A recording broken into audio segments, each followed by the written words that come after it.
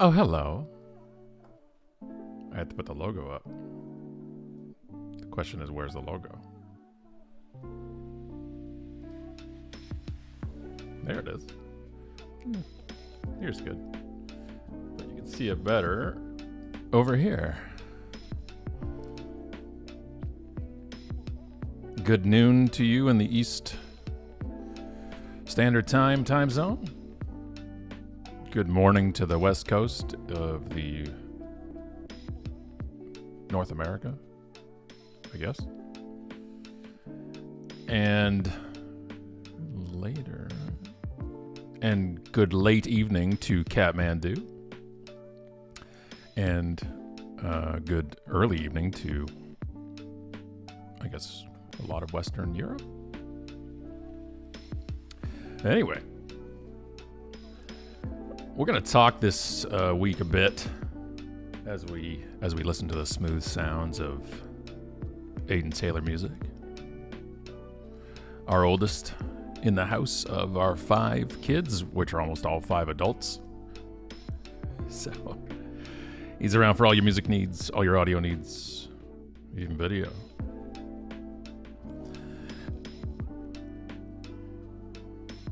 Oh, so the live logo is on top of your logo. Well, why don't I move it down here then? How about this? How about this? How about there? It's hard to see it. Oh, we'll go there. I'll just shrink her down.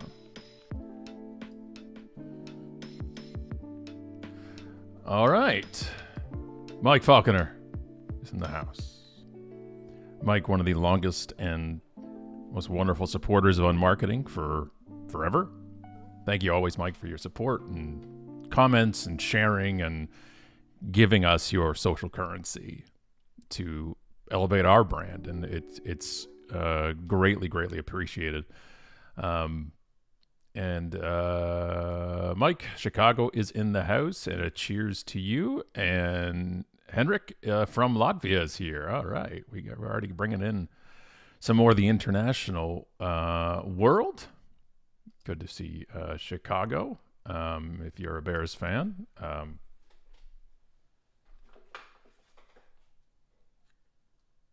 we may have beef, but that's okay. But nobody really has beef with the Lions. But oh well, you're gonna do what you're gonna do.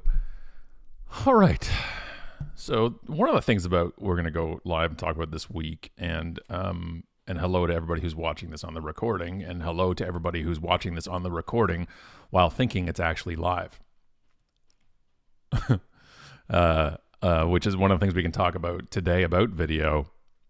And Dr. Caroline Brookfield says, I'm so glad to join live. I have some questions about a fun promo I want to do, likely with some video. Is this what you mean by ask you anything? It's exactly what I mean. And Mike, get out. Get out.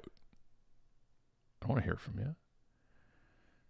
This is my problem with the NFC North and the Packers and the Vikings and the Bears. I don't hate any of them. I hate the Vikings just because my best friend is a huge Vikings fan, so we had to have that rivalry. But yeah, I thought the Bears were just going to be the dynamo when they brought in Mac, and it was just like, ooh. But anyway, so you can stay, Mike. Don't worry, you can stay. And love Chicago. So and yeah, they're out of hibernation, which is weird because it's snowing today. I live just west of Toronto, and it was snowing. I woke up to snow. Yeah, and whoever this is not identified is, yes, I'm still a glutton for punishment. So back to your original question. Yes, please throw it in there, and we'll happy to answer it. And one of the things, so we have two ways of doing video, right? Really, when it comes to this type of stuff, there's 2 choices: live or recorded. Right. And then you have choices after that, which is scripted or unscripted.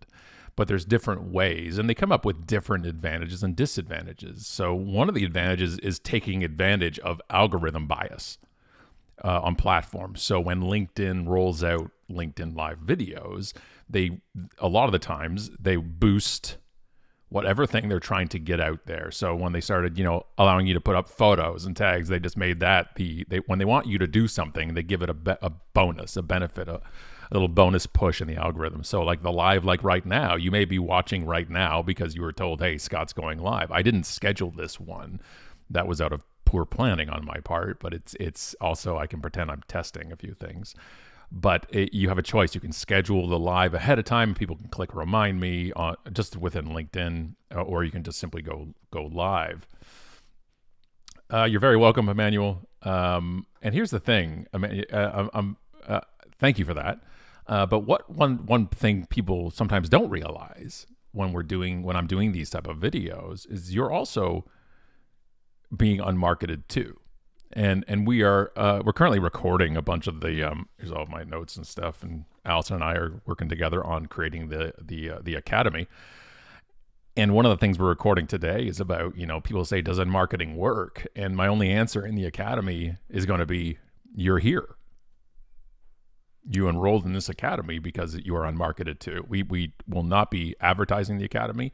We will not be spending money on ads for that. We are going to be using unmarketing to market the Unmarketing Academy. It's also meta, isn't it? It's so crazy. So but here's the thing, Emmanuel.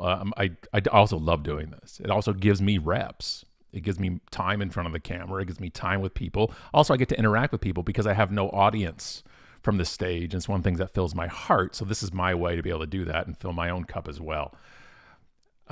Hey, Kitty says, is it best to optimize existing landing pages on your site or create unique landing pages for new Google search campaigns? Well, I always think about when it comes to landing pages and search. A lot of times I use landing pages as a destination for promotion or wherever that's going to go. And so I never usually do. And I'm not the person to ask about proper SEO. Honestly, I'm going to be perfectly, I don't want to try to be one of those marketing experts that are just like, well, I'm going to give you my uneducated opinion on an area that is not mine. And I won't. We just recorded something about SEO yesterday for the Academy. And it was that SEO is extremely important. I've always not liked when SEO takes over for the relevancy or resonating of content. And also why I hated Google Plus. That depends. If the landing page, if one of your big marketing tools is getting that Google search juice onto that landing page, then for sure, then I would do as custom and as unique as possible if I could. But it's also looking at your resources and your time and how much you want to do. But it is not my forte about Google search campaigns when it comes to unique landing pages for it. So I do not want to speak out of turn. And there's a lot of people out there that are much more educated in that than I am. SEO is a full-time job for 5 people in every brand and company. It is so complicated and so in depth with data. I admire people in it. I admire people who do it well. And it's not something that is my full forte. Dr. Brookfield says, I am also a speaker on creativity. I want to connect my topic to job satisfaction and performance. I have an idea to create a petition on change.org as long as they don't kick me out. Down with B, get rid of B in the alphabet to turn job into joy. So I just want to know what your question is about a video. I do think that you can use change.org to make a petition for something, to make it as also a marketing angle for something as well. There's certain ways to do that. It just needs to be authentic, and true to what you're talking about. So if you want to give me some more information on the video stuff, I can also comment on that. Henrik says, what software are you using for overlay logo and LinkedIn comments? Great question. That's a good thing we can show you. So I'm using Ecamm to do this. I'm using Ecamm Live, the software, which is a Mac-based software. A lot of people on PC would use OBS, it's called, and that is an open source one, so that's free. It does have quite a learning curve to it, but it's also used a lot. I use this as Ecamm, and I'm then going through Restream.io to then put this live right now to you on LinkedIn and also live on YouTube. I put it on YouTube for a few reasons. One is just because I have the archive. It's a much better way to archive stuff in library. Plus, I send it to my mom to watch. And if you're watching right now, Mom, my mom watches the recording. Hi, Mom. It's good to see you. Yeah, so this is using Ecamm, and then even when I go into slides like this, so we were recording a platforming section of the Academy the last time I was using this. So even when I go into the slides, this is just a different scene on Ecamm. So I have different scenes set up on Ecamm, and then I use my Stream Deck here, which is this here, and it allows me to switch between cameras. I can zoom this one in if I want. That is very creepy. But that's how I bring in Aiden's logo and the music. I have it all queued up in Stream Deck here, and it's all run through Ecamm itself, which is great. And then I think I actually can show you my view here. I don't usually do this screen share thing. Oh, that's so weird. Forget it. I don't want to break stuff. But so that slide, the slide here is actually, I'm making Keynote, and then the circle here is actually the master slide. So if I take my camera off here, this is what the slide looks like when I make it. So that's how the slide looks when I make it. So the master slide is this where the circle is, and underneath me, that's like a third of the slide. And I kind of just make that in the master, and then I just make all my content on that side of it. And then it has me in it, and I just put the shadow underneath the circle object. And I usually take, so the color around here, depending on the client, I'll change the color of the circle around me to their corporate color as well, and they are always tickled pink with that. So yeah. All right, so the video would be a Dollar Shave Club type of video with people talking about San Francisco Yay or Yanana bread. It's my idea, but I know nothing about marketing a video. Yeah, I understand a little bit more now. Just be careful trying to put humor along with something you're using change.org for, because it's a social justice kind of movement type of place and cause based. So be careful playing with the tongue-in-cheek type of stuff for it. But yeah, I do love that idea of taking the word "be" out and then walking that stuff around. So I like the concepts of the videos for sure. I think that's a great idea. Abasek, you're never too late to the party. It's your party. How can you be late to your own party, man? Half the reason I do these are for you, because I know you're staying up for them. I don't want to feel like a jerk. I'm kidding. I love doing them anyways, but you're never late, Abasek. I promise you. And yeah, first of all, Travis, great to see you on here. I hope you're doing well. Remember when Google Plus killed Facebook? Yeah, I remember those days too, with when I would get people and they would be coming at me. Like I get these messages when new social platforms pop up saying, like, from colleagues or friends or associates saying, why aren't you on it? Why aren't you talking about it? Why aren't you pushing it?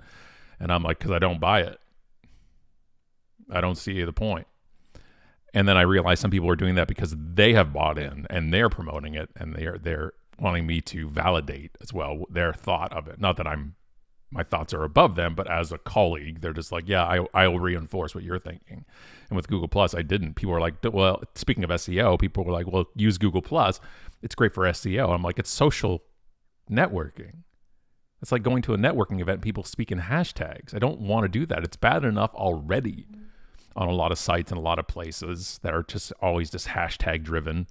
I don't want a place that is like solely focused on SEO. That is not authentic to me at all.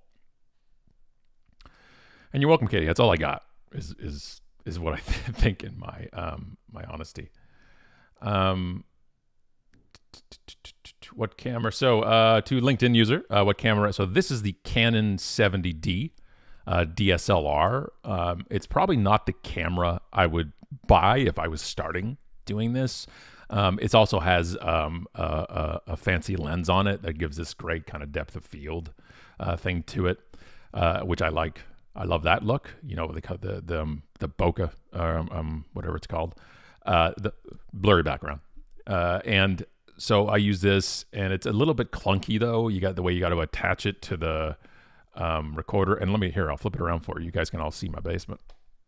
Hi. So this is the webcam. So if you can see, the camera's way over there. What's up, Peloton? What's up, treadmill? So there's the camera way out there. So the camera, hello again. The camera right now here is probably 6 feet from me. So it's kind of halfway down the basement floor, and I can see the lens a bit, but it's very dark over there, as you could see by the webcam. And so I had to look at it. But see, I can't see any of you or the comments. So when you see me doing this, I'm reading your comments. Because my monitor, as you can see with the corner right here of the monitor, it's there. And I can just do this, and it's off. And look, it's Jack, the donkey. So I could take the monitor right out here, but I don't mind still having it a bit there. Anyways, it adds a little bit, a little flavor to the shot anyways. But that's also one of the reasons why when I go into the slide, you'll notice that, see, the camera's reversed.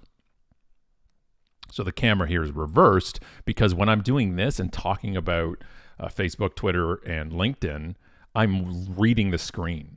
I can see myself in the screen right now, and I'm reading the screen itself, but it looks like I'm talking in the screen. And then I can just turn it around and come back out to this. So that's all on purpose. So a lot of times slides for me talking are just cue cards, right? It just keeps me focused and reminds me where I'm going next for something. And this is a great way for me to be able to go through here and talk about slides. And usually beside all of this, I also have a kind of a grid view of the slides I've put in here. And this is just now a PDF overlay in Ecamm. You have to export your slides as PDFs. But what that does is then I just can see where I'm going with stuff. So it really helps. Hey, good to see you too, Mr. Wells. Yeah, so I'm glad we're on the same page with that. Yeah, you got to be careful. I think you can still do something with that without doing the change.org petition, but I do like the concept of the idea. Yes, it was. When we updated on marketing for the paperback version, the only update I contributed to in the book, Allison did the legwork, and she's the writer, so she writes the books. But the one thing I wanted to update when we talk about social media platforms is we added Google Plus to the update. And the only thing we added, because we talked about Twitter and LinkedIn and all that type of things, and we added Google Plus in the update, and the description for Google Plus was just LOL. That was it. That was the whole thing. That's what I wanted to update it to, was that. Katie says, what type of video content do you find converts best on social media platforms? Informational, tutorial, informal? That's a great question. Another great question. Thank you. It's not I know this is not the answer you want. It depends.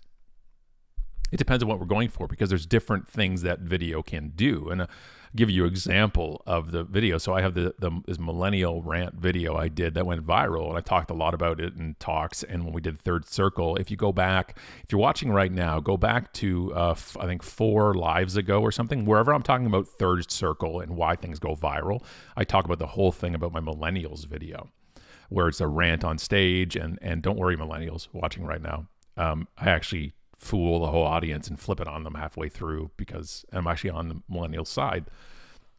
So the video went viral, and the thing was, that wasn't the goal. The short-term goal for me is to get keynote bookings, right? To get inquiries about being a keynote speaker at an event.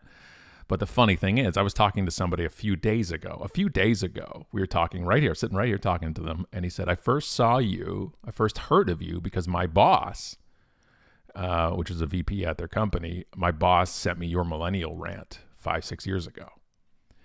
So my direct kind of response type of stuff of trying to get inquiries, which was next to none when it went viral, was the short-term thing. But that video has now come up so many conversations and so many times. So that's more of a branding thing and an awareness type of thing. So the video content for me, it more depends on the platform as well. Because it's like the short-term video obviously works better in an Instagram story or a TikTok or even a Facebook video. And the longer form for me would usually be YouTube or a Vimeo or something like that, because YouTube is also a search engine itself. And that's where I'd put a lot of that core content on there as well. And it depends on what you're trying to do, though, with it. So the fancy lens is a DSLR lens, but it's I can't see it. It's there somewhere. My eyes can't see it. It's an f-stop 1.5 or something like that. I don't know. I'm gonna just insult every single photographer and videographer on here if I say that. But it cost a couple of dollars to get that one when I got it, and but I use it a lot. I was saying originally when I was talking about this wouldn't be the one I'd buy. There's been a lot of mirrorless cameras that have been coming in the past few years. That can also have lenses that can do this type of stuff, and also is much better friendly with the computer. That's what I would look at. I would go to YouTube. I would look at some of the great, Caleb Pike's one of the best ones on there. I love Caleb. But I would go on there and look at kind of best cameras for YouTube videos and stuff. And here's the thing, you can learn. I learned so much when I was getting all this stuff, video stuff, when I took months and months and months kind of to learn this stuff better when we were first getting locked down, is that learn from others that aren't in your vertical. Okay, so you want to learn the best ways to do video, watch creators on YouTube, watch influencers on YouTube and talk about what they use. And if you look at them and then let's say they're younger than you or they're like 21 and they're talking about makeup tips or something, it doesn't matter.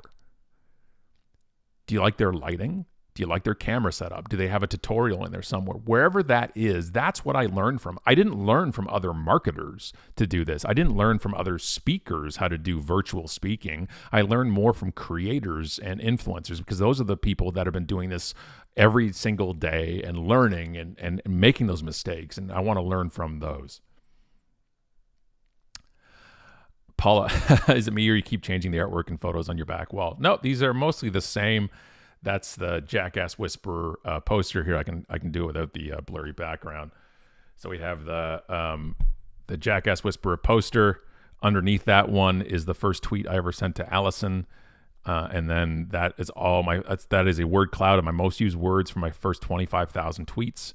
And then there's Jack, and then all my fun statues, and I have 40 of those. So that's just the beginning of it. So yeah. Okay, so Linda says, asks Scott, I'm a PC user. Do you know if you can use slide deck without OBS? Yeah, I don't know. I've never used OBS. I was a PC user, but I slowly just went to the dark side to Mac, and now I got a Mac here. I've always used the iPad on the road, and then iPhone, but I've never got my computer. But now I'm full Mac, and I never used OBS, so I'm not too sure exactly. Abhishek, which microphone is that? This is the Shure SM7B. We have two of them down here. And then we got obviously these arms, but these are the Rode arms, but the Shure. So I'm sure the brand is, those two brands are both not happy with me, but these were the best. That's because these arms, because Allison and I also do a show or the podcast when we did it, and we wanted to have it. And before Wayne Cochran, our wonderful sound guy and audio engineer, would bring the mics over. And then we just said, why don't we buy them about 2 years ago? I'm glad we did. And then one of the things about these microphones, though, as opposed to USB-driven microphones from like Blue, like the Yeti and the Snowball, is these are a little more complicated. So there's a learning curve to that. So here, I'll bring you around. I'll show you my audio setup with it. Let me flip you around here, and I'll show you the audio setup. I'll grab the webcam again. All right. So if you see down here, I have not only, come here. There we go. So this is not only there's the Focusrite audio interface, and then this is a Blue cloud lifter that goes into it as well to get the sound, the gain up on it. It's a lot of stuff. So much stuff. So, and I also know some of you are looking in other places when I'm putting those camera down there just to get a peek of everything, because that's what I would do. Yeah. So it's, luckily for me, I'm also a little bit of an AV geek, but I'm not an AV professional, so I don't have that level of knowledge, but I have a passion for it and tech. Plus, our two oldest here are both music people and producers, and Aiden was a sound engineer as well, so I do have a good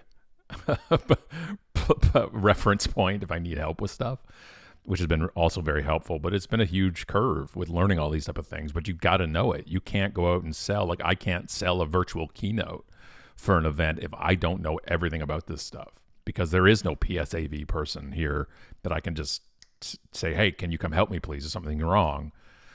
You've got to know this stuff. You've got to know everything of how it's going to work. And so when you ask about this mic, I love how it sounds. It's the mic that's used in a lot of studios for vocal mic, but it's also a huge learning curve to it, and it can have a lot of issues. But also the Blue Yetis and Snowballs and stuff, they are also really good. And that's what I would advise a lot of people to start with. Christopher says, what are you using to stream? I've been trying to use my iPhone as a webcam, but looks great, but StreamYard is lagging. Yeah, I don't usually try to stream through the phone. So I'm using Restream, just like StreamYard. I'm using Restream, but I'm going from the computer, and I'm on an Ethernet wired connection, although I think I'm on Wi-Fi right now, which I don't want to be on Wi-Fi right now. Let's see if this still works. All right. So I just turned off the Wi-Fi connection. I thought I turned it off recently. I don't know why Mac keeps turning on my Wi-Fi when I keep turning it off, but I'm hardwired into the modem here, and I also have it's the highest speed we can get in the neighborhood.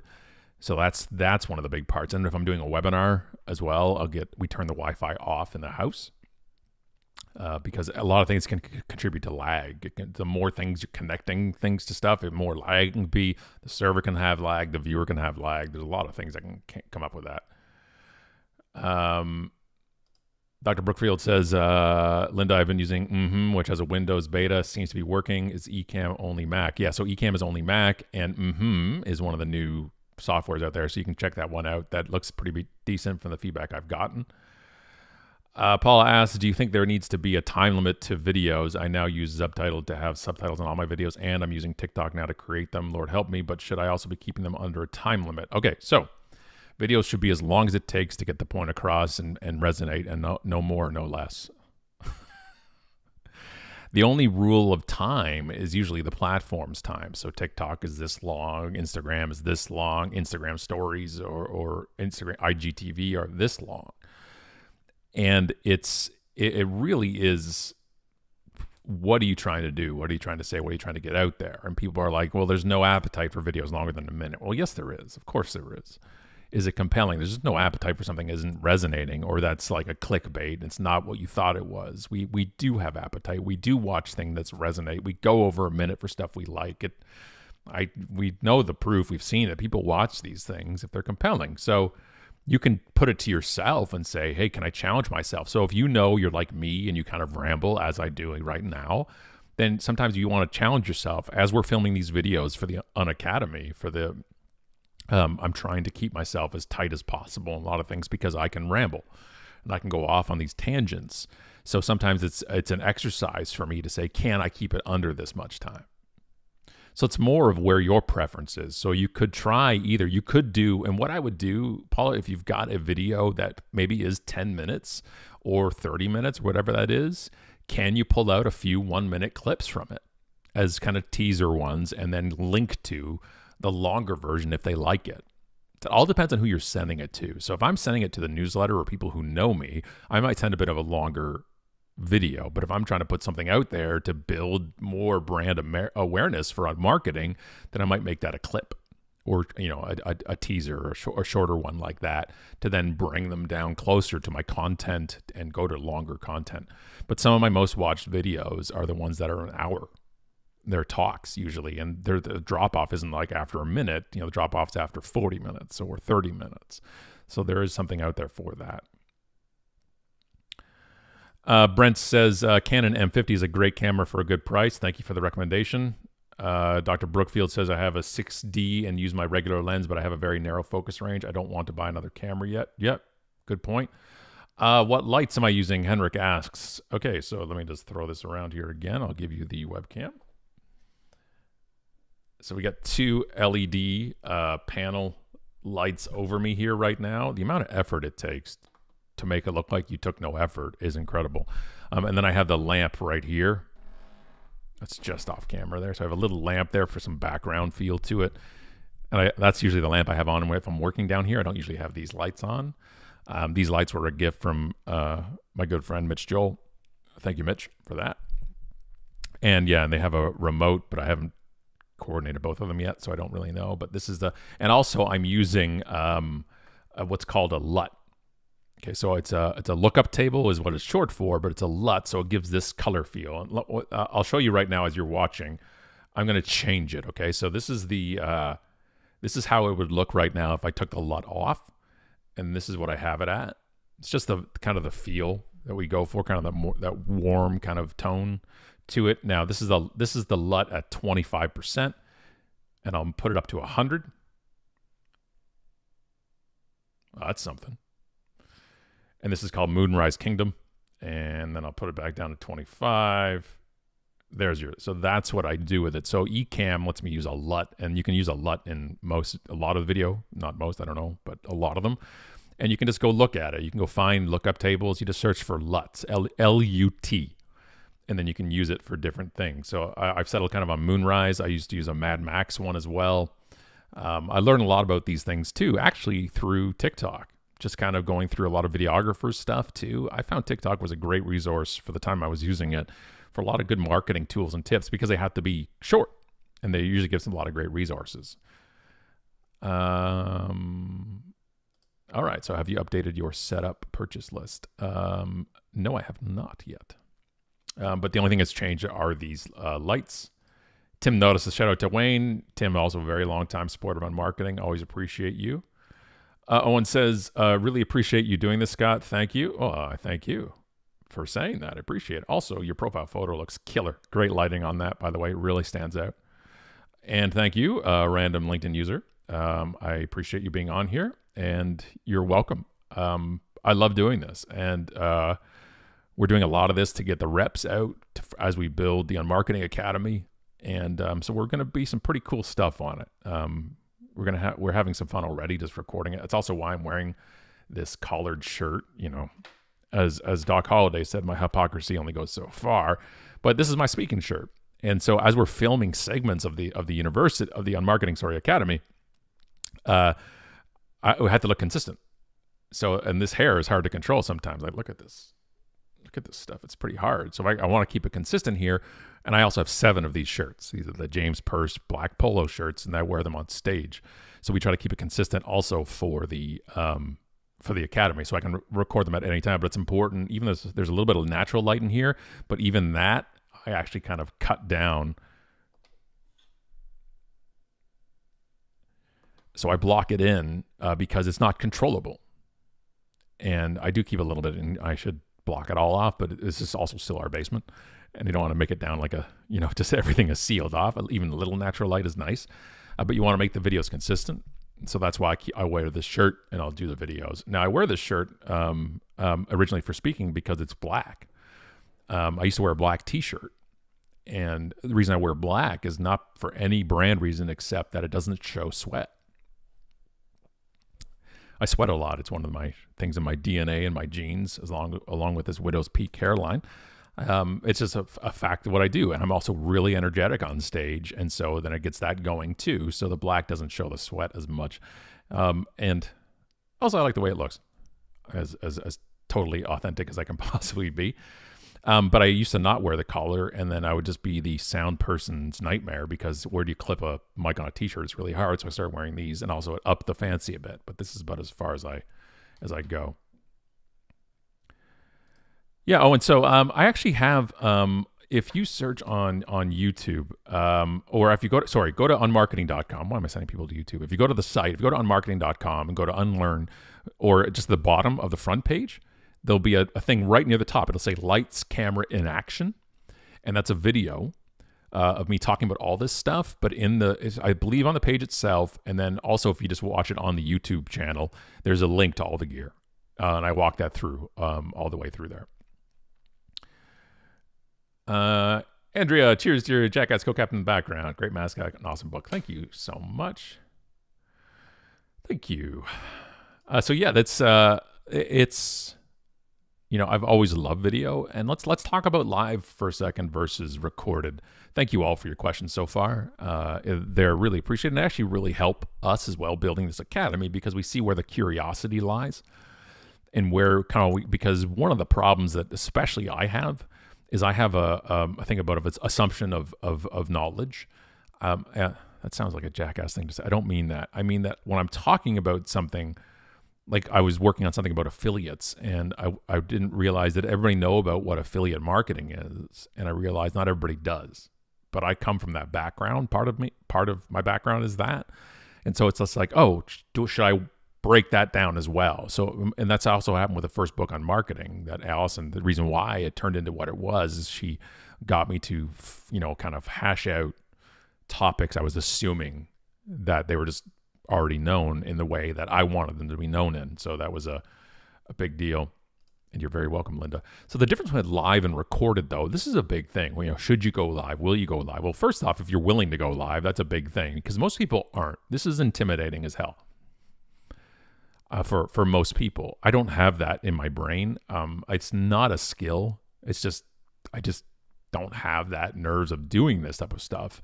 And I'm very fortunate. I'm very privileged for that because I don't get nervous for this, and I don't have any kind of feeling of potentially being embarrassed, but I've never had that. So that's why I don't have a technique for this type of stuff. But if you're going to start video, if you're going to start doing video and you're going to be on video, I wouldn't start with live because there's a lot of things happening. If you're going live on Facebook or Instagram or wherever you're going live, I really think that's the hardest because you get no redos, retakes. And also, if you're just starting doing it and you don't have a large following, next to nobody will show up. And that's hard. And next to nobody shows up for mine right now. Honestly, if you're here right now and it's live, love you. But most of these lives are consumed after. Then it makes sense, right? It makes sense. This isn't a TV show. This isn't a necessarily like that, even though I've been going live every Wednesday. It doesn't matter. It's still... And I wouldn't expect everybody to watch this live. People want questions answered. They come on it, sure, and they possibly can come on here, but it's demoralizing when you do something like that and there's next to nobody. I've done teleseminars back in the day with one attendee. I've done talks, speaking topics with 3 people there, all 3 people I brought. It's demoralizing. It's hard and it's vulnerable. When you put yourself out on video, it's vulnerable. It's raw. And that's really hard. It can be really intimidating, and live even more so. So if you're going to do video and you want to do more video, let's say by the way, can I get this out of the way? And I should have said this at the start. You don't need to do video. Ever. If video is not your thing, don't do it. Now, if you want to do video but not be on it, there's ways to do that as well. There's narrative type of stuff. There's stuff that you'd never have to speak or be on camera if you don't want to. So you can still use video in different ways. But especially being on camera, you don't have to. And anybody who's telling you you must use video and you must get in front of a camera and you must start talking, a lot of times those people are selling services to do that. And the thing is, people can tell when you're not comfortable. And you usually only get comfort from reps, from doing it more and more and more, and feeling safe and feeling like you can do it and you have the confidence to do it. So if you don't want to do video, don't. It's the best advice I can give for video. Ed says, hey, Scott, when starting out, what's the best format? Meaning, should I start out with just me on screen, or is it best to invite a guest trying to get my toes wet? Okay, so great question, Ed. Thank you. It all depends. So the thing is, video is also is the medium, but it doesn't mean it's the thing. So when we're talking about doing an interview or having somebody else on with you, is it a show? Is it a podcast? Or are you just recording video to talk? And that's where you want to put some thought into this first. So let's give an example. If you're doing a live video, well, should it be a podcast? Are you doing a podcast and then recording and then have people watch it afterwards? Well, you got to be careful in live video recording a podcast, because you start reacting to things that are happening live. And in the video, when podcasts, the majority of podcasts are consumed, through the ears. And if you want to, you're going to alienate your audience. I don't know if anybody watching right now has felt that way before, but you can alienate your audience by kind of focusing on the visual audience because it's live. So you have to be careful with that. But also, I do think, Ed, that you want to bring a guest on or get your toes wet. But what you can also do is practice it. You can interview somebody for an article, but record it. Record it so you have it notes. You have it, and obviously, the person you're interviewing, you need to let them know ahead of time. You're going to interview it and record it just so you can make notes, or are you interviewing, recording to use the video?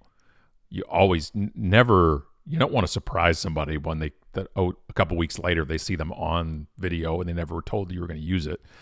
So always make sure it's clear before you do it. It's also really hard to do this. Just talking, right? The Unpodcast for us, the 320 some odd episodes we've done so far are just, they're effortless because it's Allison and I going back and forth. But doing this, like right now, it's hard. Like right now, I'm out of comments. There's not another question yet to bring up. And if you can't riff or you can't take it a direction, you're just going to stare here and go, anybody else have questions? Anybody else have anything? So it's tough. So I would record the video, Ed, no matter what first, and then you can also edit it. So if it's not going the way you want, there's a chunk there or whatever it is, you can also edit it. But I was always record it. I wouldn't do your first video doing something and go live. That's two things. That's two layers of stress and reps. You want to record some video, you talking to it, get the rep down, get the sound down, record it and use it for nothing first. And start, and then listen to it again. And then watch it on your phone. And then watch it on a tablet or a PC, or Mac or whatever that is, and see different things and say, okay, it's a really hard thing to do for most people is to watch themselves on video. But if you want to improve, that's what you do because you start noticing things. When I watched myself on video, I noticed when I was doing a talk, I was doing this. I had nothing in my nose. I would just do this all the time. And you notice the sound that happens when I do this? Right? It's like I'm like a shortstop coming to talk to the pitcher and I'm using my glove to cover my mouth so the cameras don't pick it up. I didn't know I was doing it. It was just a habit. And you'll notice on this video now, probably sometime I have a habit, especially when I'm not talking, when I'm just sitting there, I play with my, I call it my underbeard. I have sections under my beard here, little things of hair, and I just kind of focus and I fixate and I play with them. I don't want to do that on video. So I watch the video and I'm like, okay, and it's just repetition, reminding myself, don't use your hands as expressions, not as, these kind of tools and links and stuff. And we do that on stage as well, but look for that in video and a couple of things too, because you learn to do this right now, right here. One of the biggest faults I still find people doing with them when they do video is not looking directly at the camera, especially when they're using something like if they're using a webcam and that you're doing this because you're looking at the screen. And I'm talking to the screen right now instead of doing this. And I said this in the video, the lights, camera, and action one. To look people in the eye, you have to look in the eye of the camera, which means you're not looking at their eyes. And if you want to remind, you just do a Post-it note or something, and then just put that right under the camera. And it reminds you, because our natural thing is to look at you, especially in a Zoom meeting or something. That's our natural move. Okay? You've got to be here, right here. So when I do a pre-event for a webinar or something, and they're all on Zoom, we're talking about this, I'm looking this way. They're over here. I see them in my peripheral. But I'm talking, and that takes reps to sit there and go, yep, yeah, oh, right, okay. And I'm not looking at, and I can see them moving a bit over here. That takes reps to do that. Because right now, do you feel I'm talking to you? I'm talking to you right now. But does this feel I'm talking? It also can be slightly creepy because I'm being intense about this. But I am. I'm talking to you wherever you are right now. If you're looking in the camera, that means I'm hanging out with you right now. But if I'm looking off a bit, then I'm not. And that's important. Plus, that's one of the reasons why I have this and me at this size in the corner here. Is because there is strength in being able to use your focus and talking and your expressions instead of being a little small box in the corner. That's important as well. All right, we got some more things up here. Brent says, I recommend having a second camera angle if possible for recordings. You can edit more seamlessly between cuts later. It also helps change up the scene if you don't have visuals to share on screen. Exactly. Good call, Brent. Yeah, it does really help. Plus, you want to have these contingency plans. You want to have redundancies because this camera can go. I know when it's going to click and freeze for about 5 seconds. So if I hear the click, I know it's coming. I can boof, and I can come right here and keep talking this way. Does this look as good as the other one? No, but I can make it work for me. I can flip it around and I can still talk this way. And this microphone, lets me do that. So you also want to have that as backup plan. So not just being able to switch between things, and which is also why I come out of the slide when I'm doing a longer point. I try to do these things virtually in video that the same way I would like an iMag to happen at an event, where, you know, if you've gone to a conference and they switch between the speaker speaking and their slides, that's what I try to do here. So when I'm really getting into here, but if I have a story or something, I'll come out of it and I'll start talking as a story. There's ways to use these things to make it work and be effective. Exactly, Tim. Now, some of us were born loving the lens, so that's a great advantage and privilege for me. And you're very welcome, Ed. Great question. Dave. Hello, Dave. Do you recommend a podcast software program or suite? Yeah, there's been no part of the industry that I have found has moved and had more improvements than podcasting, because it was so antiquated and so clunky, from using a Blueberry to Libsyn to this to RSS to it was just so clunky. And now, yeah, I love it. So we moved all of our stuff over to Simplecast is the site we use, the program we use. We haven't put one out on it yet because we still have the show on hold. We've had it on hold for 13 months now. But also, and Anchor as well. Anchor is such a no fuss, and Spotify bought it, so you can put Spotify music into your show, which is awesome and great. Except if there's listeners to your show who are not Spotify Premium, you know, they'll hear a clip and you can't pick where the clip's going to be. Anyway, so yeah. And then we just record, and then you record it here. And to record it, we usually use I think it's the Rogue Mobi or something suite of tools. We can just record it, but Simplecast also lets you record directly to them. Hey, what's up, Dave? Podcast man's life is always intense. Good to see you, sir. Dave, what a wicked swing and softball. We miss you up here. Ed says, Scott, what's the best way to create a frame around your video, i.e. somewhere to put a company logo or some other branding? Great question. So that was always a real struggle I had with video, is creating those frames. But one of the, either you're going to be using, you're going to go through Final Cut Pro or, a video editing software, or there's a lot of other now tools and plugins and sites, including something like Canva can do that for you as well. I'm really impressed with Canva. I know there's some people who don't like it, but we do everything through Canva here. I'm talking about this. We made this in Canva. We made anything underneath here. I made anything underneath I make in Canva. I do a lot of the visuals and slides. Everything comes up here. We run it through that or not. So you can do that with video on Canva as well. So it's the one I use mostly. Hey, Jen, good to see you. Been watching a lot of your streams and your lives, and you're awesome. Everybody go check out Jen's stuff. Not only hilarious and awesome, but also a good person. Love the stuff you support, Jen. And sorry, I'll get to your question. It took so long. Talk about rambling. What software platform are you using to go live right now? So the platform is, I'm using Ecamm on my Mac, going through Restream.io as the restreaming site to go into LinkedIn and to YouTube. One of the things with LinkedIn is you had to have one of those services to go and use LinkedIn Live. I believe Ecamm now, I can go directly into LinkedIn Live without the Restream part. But I still want to use it onto YouTube, and I can use Restream, and I can go live on Facebook, Twitch, LinkedIn all at once, but it's only one stream going out. Dave says I'd probably angle the arm on your mic down to be better see your face. Now, see, Dave, I know your experience and your studio experience. I get it, but I also move it around a lot. So I'm going to take Dave's advice and do it like that. Just kidding.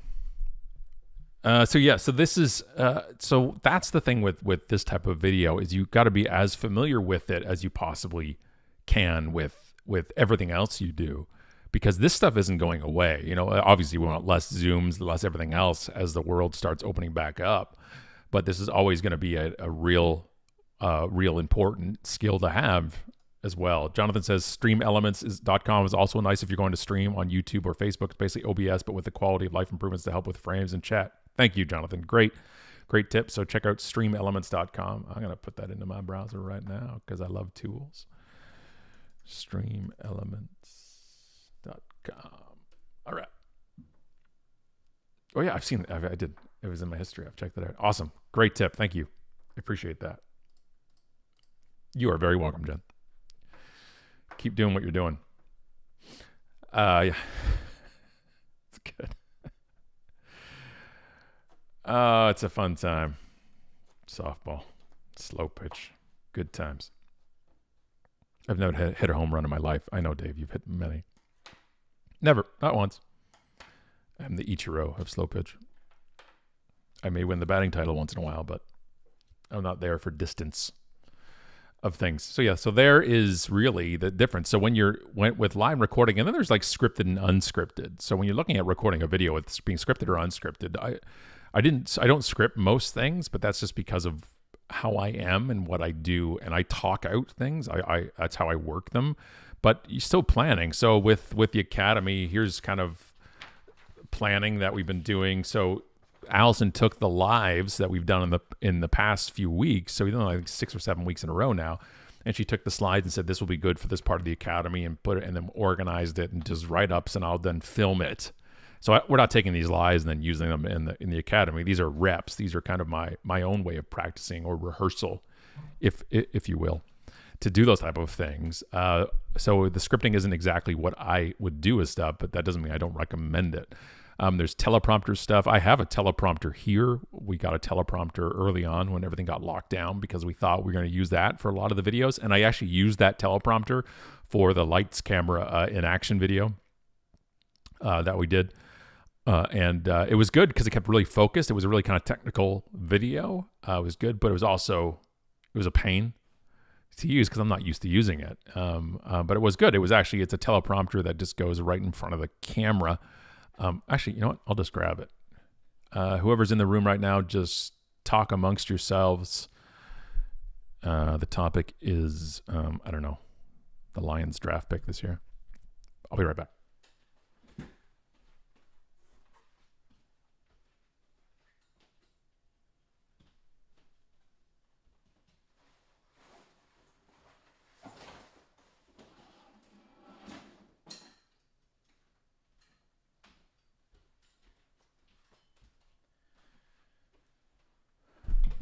All right, so this is the teleprompter. So this will affix on the tripod, and then down here on this flat part is where you put iPad or your phone, and then you use the app, and then it just mirrors it onto it. And so it works well. You know, if you watch that video, you can't tell I'm using the prompter, I don't think. Very happy with it, but not necessarily what I'm going to use for most things. So yeah, that's it. Oh, we're almost at 1 o'clock too. Awesome. Is there a way to tag someone in the comments? I think so. On LinkedIn there is. I think you can do @ and then put their name on there for sure. So the cost for this teleprompter, I think it was a 131. Let me look it up. I'm going to look it up for you right now. It's Glide Gear is the name on it. Glide Gear.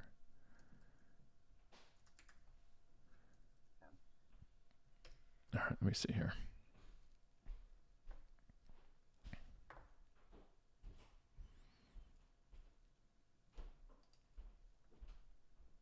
So it looks like about 200.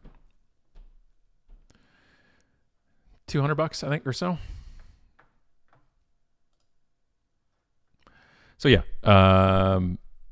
it's about 200. I think it came around to.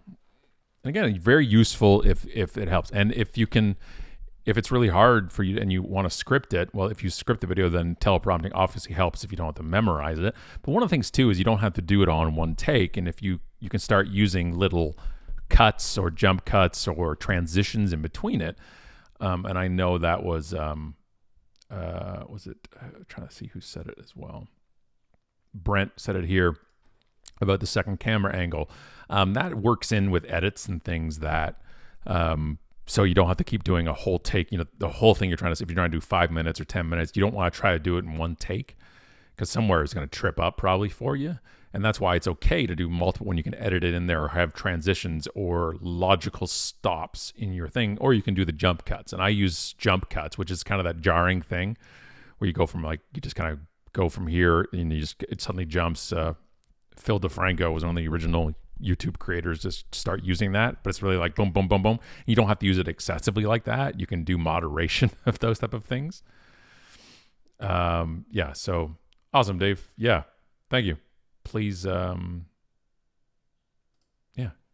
awesome. Make sure of that. So the jump cuts can be used, in excess if you want or not. You can use them. I use them for humor a lot of times. I used a lot of jump cuts in that lights, camera, and action video, but I use it for humor usually. So I'll do something and I'll cut to me looking this way and I'll make it black and white. And I just use that as a fun part and it gives me a break in it. So that's, yeah, that's all I got today. I got to record some videos for the Unmarketing Academy. If you're interested in things about the Unmarketing Academy, make sure you signed up for the Unnewsletter. Go to unmarketing.com and you can sign up on the bottom of every page there. You can go to unnewsletter.com and that's the squeeze page. But we will let you know when things are ready. Thank you all for coming today and joining me. Much love to around the world that was there today. We had at least 5 or 6 different countries represented so far today, which is always nice. Hope the rest of the week goes well for you and it's not frickin' snowing where you are like it is where I am. And that's all. We'll do it again next week. Topic, I don't know. We'll see. And if you're watching this and you thought it was live because you're watching the recording and why I didn't answer you, that's why, because it's recorded. I've gotten those messages before. Be kind to those that you run into. You never know their story. And the only story you know is yours, so be kind to yourself as well. See y'all.